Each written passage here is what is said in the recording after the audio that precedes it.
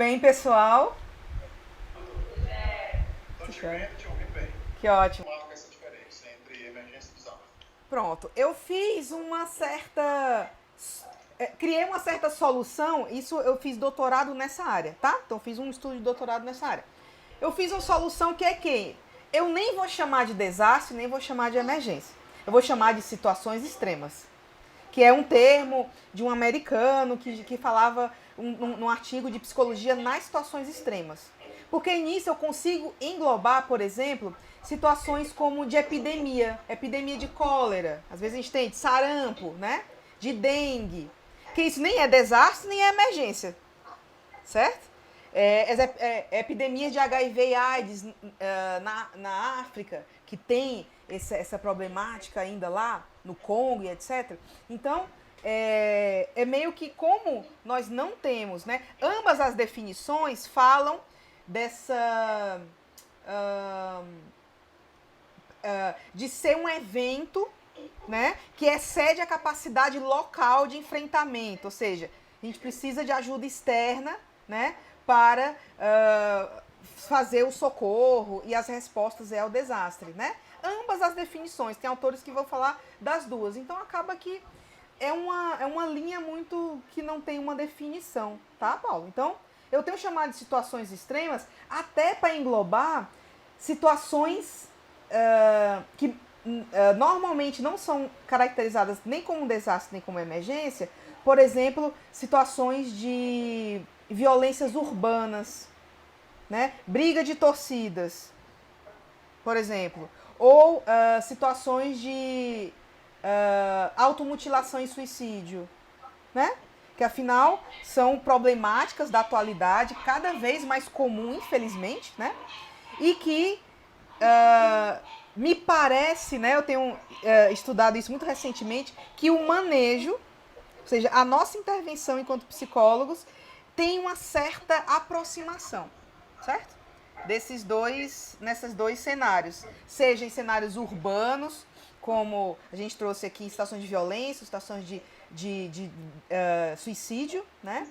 Tentativas e comportamento suicida, e nos desastres, de uma forma geral. Os mais eficazes aqui, não vamos gastar nosso tempo com isso, efetivamente, porque não se define, né? Acaba que o nome Psicologia nas Emergências e Desastres, na atualidade, é meio que para dizer uma coisa sinônimo da outra e não sabemos muito bem. Essa é a minha visão disso, né? Sim. Tá? Então, não... Uma outra questão, assim, só uma última questão sobre terminologia, que a gente acabou discutindo também, é que tem se optado, pelo menos os autores mais recentes, têm optado por utilizar a expressão gestão de riscos. Sim, gestão integral do risco. Uhum. Na gestão integral de riscos, né? Isso. Mesmo porque quando você foca apenas na psicologia das emergências e desastres, é como se você estivesse fazendo referência apenas à resposta. Isso. Enquanto a gestão de risco é mais amplo, perfeito. Perfeito. Anterior. E eu acho que é esse o ponto que eu estou percebendo enquanto desenvolvimento aqui no Brasil, né? Dessa área, que é exatamente não estarmos só prontos para a resposta, né? Mas trabalharmos a prevenção, a mitigação, né? Que é isso que é o evitar, já que é inevitável, sei lá, que vai chover, né? Mas a gente pode, de alguma forma, conter os danos, né? E também um outro ponto que é muito falho é a reconstrução, que é depois da resposta. Então, isso aqui no Brasil é aquilo. O desastre, né? Vamos pensar assim, de forma geral, ele tem visibilidade quando está na mídia, né? Enquanto está passando Brumadinho, enquanto está passando na mídia, tá todo mundo mandando donativos, tá lá a Defesa Civil, tá lá o Exército, tá lá todo mundo, né? Quando a mídia vai embora, que isso dura mais ou menos uma semana, um pouco mais, né? A população fica completamente desassistida e a fase que é central aí, que é a reconstrução, fica a desejar, né? Então essa é uma crítica, inclusive, para esses últimos desastres aí, Mariana, Brumadinho, né?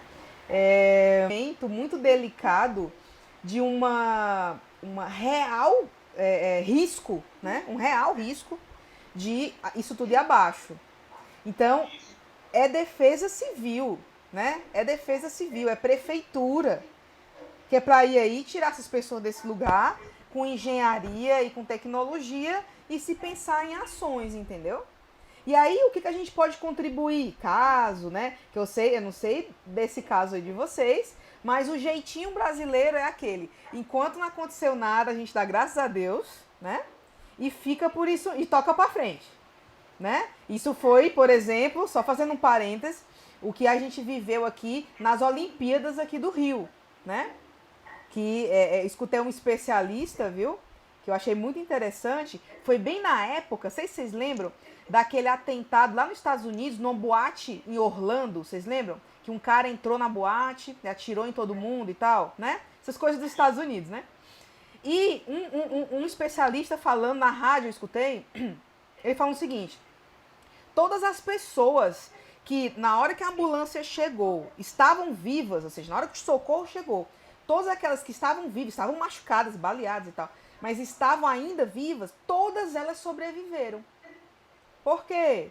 Eles tinham feito, uma semana antes daquele atentado lá, um treinamento, né, de contingência, ou seja, de pensar assim, bom, se acontecer tal evento, o que a gente vai fazer? Quais são as rotas? Para qual hospital a gente leva fulano, né? Um grave, assim, tal. Então, eles tinham tudo mapeado, a resposta, né? Antecipadamente. Ou seja, todo mundo que estava vivo, ficou vivo. Isso é incrível. E aí o cara estava falando exatamente disso. E cadê o plano de contingência das Olimpíadas daqui do Brasil? Não temos.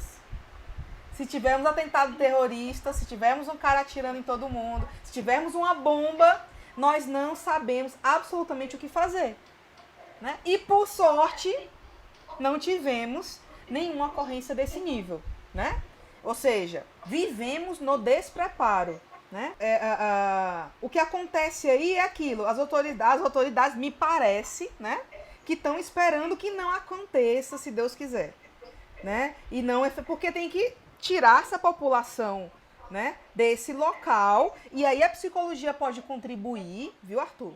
Né? A psicologia pode contribuir. Existe eu acho que, não sei se vocês já trouxeram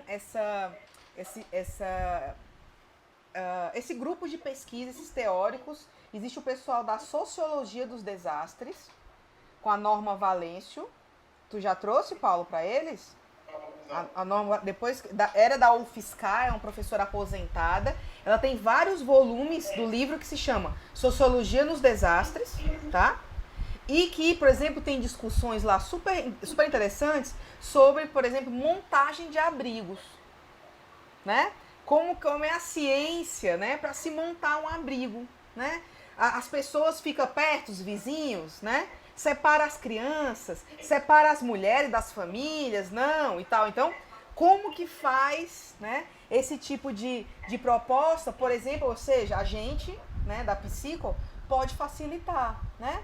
Então, vai fazer esse remanejo das pessoas temporariamente para um lugar. Então, a gente pode oferecer uma escuta para esse momento de mudança, né? Para acolher aí as reações frente a esse tipo de ocorrência, né? Pode facilitar, como eu disse, essa montagem e a gestão do abrigo, esse é o termo, né? A gestão de um abrigo, né? A gente pode fazer intervenções como os primeiros socorros psicológicos, né? Que é uma metodologia que eu tenho, inclusive, dado diversos cursos no Brasil sobre, é uma metodologia, não sei se vocês ouviram falar, de primeiros socorros psicológicos, sim? Não. E é uma metodologia que foi criada bem para... É meio com uma ideia seguinte, né? O que são os primeiros socorros físicos, né? É aquele treinamento que o bombeiro dá normalmente, não é isso? Os primeiros socorros físicos, né? É o que? Qualquer um, qual é a ideia? Qualquer um pode fazer um treinamento, não é isso? Pode estar capacitado para quê? Na hora que acontecer uma parada cardíaca, enfim, uma situação específica, eu que estou treinada consigo fazer uma manobra, né, um procedimento que pode salvar uma vida, né? Essa é a ideia dos primeiros socorros físicos. Então eles pegaram essa ideia e criaram metodologia para emergências emocionais. Então, o que é a ideia? A gente pode treinar qualquer pessoa, o leigo, então vamos imaginar aí, por exemplo, os líderes comunitários, os educadores, sei lá, do bairro aí do Pinheiro, né? Pessoas que fazem trabalhos, enfim, que trabalham em CAPS, que trabalham, certo? Então, a gente treina, não precisa ser profissional, né? Não precisa, nos Estados Unidos, por exemplo, eles treinam, por exemplo, o motorista de ônibus com primeiros socorros psicológicos, porque ele é quem está, né, em contato direto com a população. Então, ele treinado, ele é capaz de detectar uma emergência emocional, né, fazer um procedimento aí e estabilizar essa pessoa. Então, ela na atualidade é uma metodologia super utilizada em todos os desastres, tá? Se vocês pegarem, inclusive, desastres como Brumadinho, mais recente, Mariana, tava lá todo mundo sendo treinado com primeiros socorros psicológicos. Não se faz mais o debriefing, hein? Tá? Isso está desrecomendado pela literatura, o debriefing psicológico. Então, foi substituído pelos primeiros socorros psicológicos. Inclusive, eu tenho um manual aqui, que eu tenho porque eu baixei, mas ele é um manual da ONU, né? Que eu posso compartilhar com vocês aqui, que vai falar sobre essa metodologia. É bem interessante. Por que não se faz mais debriefing? Porque foi visto que existe um dano psicológico a partir do momento que se incentiva a pessoa a falar do ocorrido, né? E hoje o entendimento, que esse é o debriefing, né? Joia? Então o debriefing, você incentivava a pessoa a dizer, bom, onde você estava na hora do desastre? Como que foi? O que você sentiu? O que você cheirou? O que você pensou? Né? E diz que isso tem até um termo que eu não gosto muito, mas ele acaba fazendo um efeito de retraumatizar a pessoa. Tá? O debriefing. Então, a proposta do primeiro socorros, ele vai dizer assim, é um espaço para o outro falar, né, sem pressão. Né? Falar no tempo dele, ao modo dele. Então, e aí a gente vai... A pessoa treinada pode oferecer essa escuta, né? No tempo dele, sem pressão, à medida dele. Pensar saídas, pensar... Então, tem um passo a passozinho, né? Nos primeiros socorros, que é bem interessante. Eu gosto muito, porque eu consigo meio que comunicar, né? Para qualquer pessoa, dizer assim, ó, você que é educador, né? Você pode fazer uma escuta com o seu aluno, como não? Né? Vamos aprender. Você que é médico, você que é engenheiro, que seja, enfim, você pode fazer uma escuta com a sua equipe, né? Então, é algo que, inclusive, os bombeiros estão fazendo bastante isso, viu, Paulo? Os bombeiros têm tido um treinamento bem humanizado, especialmente em situações extremas como de suicídio, né? De tentativa de suicídio. Então não existe mais aquela ideia que antigamente tinha, não sei como é que tá aí em Maceió isso, né? Mas de que tava lá a pessoa, por exemplo, em cima de um prédio, né? Pensando aí se pula, se não pula, aquela coisa toda. E chegava o bombeiro pra quê? Pra dar uma enganada nela, né? E puxá-la de lá, né? Tinha essa ideia de dar uma despistada ali e puxá-la de lá. Hoje eles não fazem mais isso. Ele diz que o dano psíquico é pior. Porque ele vai passar a não confiar mais nos bombeiros, por exemplo, né? Já que foi enganado. Então, é uma abordagem muito mais humanizada, de fazer conexão, de promover uma escuta para o outro falar de si mesmo, para tentar sensibilizar e fazer essa conexão, não dizer assim, não pule ou qualquer coisa. Não, fala aí da tua história, eu quero ouvir a tua história, quero ouvir o que tu viveu, o que você está atravessando e tudo mais. E é isso, tentar fazer essa conexão para com isso a pessoa desistir do ato, né? Entendeu? Então, é muito mais nessa ideia agora.